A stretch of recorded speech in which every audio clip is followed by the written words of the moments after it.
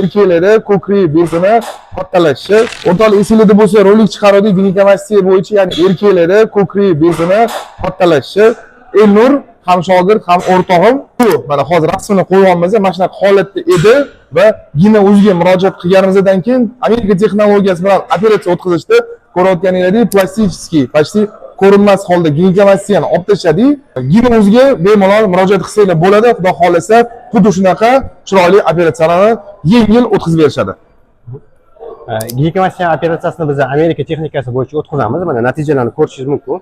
Bu bizda 1,5 oylik natija. 1,5 oy oldin Elnur akamizga murojaat qilgan edilar. Ginekologiya bilan o'zlarining so'zlaridan aytishim mumkinki, aytayotdilar, ko'krakning tagidan katta shramlar bilan bolalar kelishyapti yoki unaqa bo'lib qolmaydimi deb aytdilar bizga. Amerika texnikasi bo'yicha izlarni bilinmaydigan qilib operatsiya o'tkazib berdik. Operatsiya местный narkozda bo'ldi. Agar sizlarda shunaqa muammo bo'ladigan bo'lsa, bizga bemalol murojaat qilishingiz mumkin. Rahmat.